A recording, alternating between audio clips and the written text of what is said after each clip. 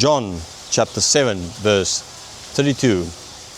The Pharisees heard the crowd muttering these things about him, and the chief priests and Pharisees sent officers to arrest him.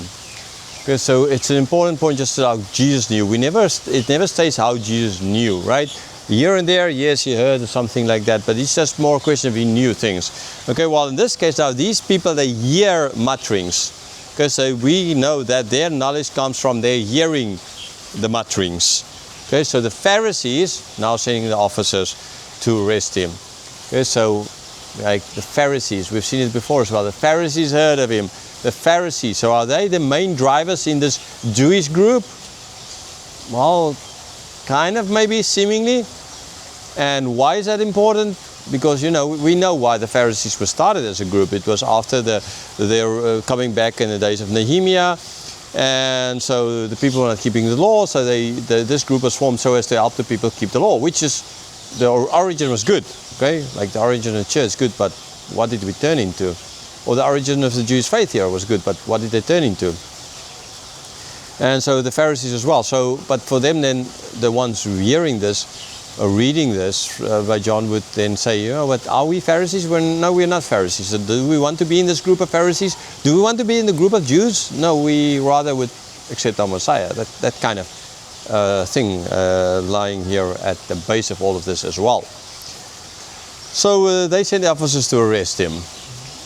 But it's not going to work because his hour's not there yet, right? We've seen this in the previous verse.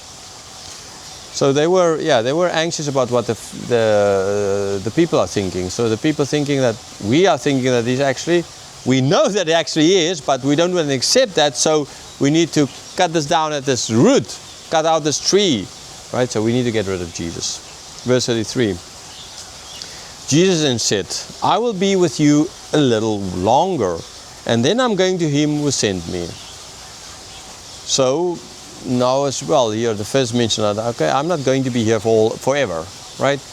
Just a little bit longer, and then I'll go back. So the time is coming, and then I'll go back, right? So I'm going back to him who sent me. And that is where Jesus is today. Verse 34. I just want to make it known, we're going to see a number of times Jesus speaking about going, right? Not every time he means the same thing about the going. The context is going to determine what he means by the going. Verse 34. You seek me and you will not find me. Where I am, you cannot come. Right? So yeah, clearly the context is of ultimately going back to the Father. Because they can't come there. Right? Why? Because they don't believe in him. And you can only come there, be with the Father, if you believe in the Son. Do the will of the Father, that is believe in the one he sent, and that is believe in Jesus, born again by the Spirit, you know, then you can't come. So yeah, you're not able to come there. You know the truth, but you don't want to know the truth. You don't want to believe the truth. You don't accept the truth because it is evil. Verse 35. The Jews said to one another, where does this man intend to go that we will not find him? Does he intend to go to dispersion among the Greeks and teach the Greeks? Right there. Logic. So where is this that he's going? I mean, he said he'll go back to the one who sent me. Did the Greeks send him? Right, maybe.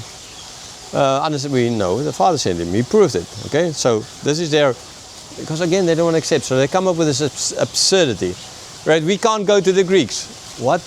You can't go to the Greeks? You can't go to dispersion? What is stopping you from doing that? Right?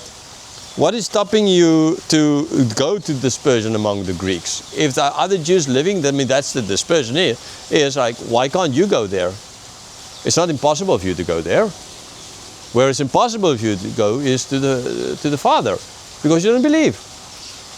Okay, so again, you ought to be able to understand, but they did not want. So they come up with this absurdity in, oh, he's going to go to the Jews and teach the Greeks there, over there, kind of live there with dispersion and be a kind of a missionary there, a Jewish missionary amongst the dispersion kind of idea, you know, to the Greeks there.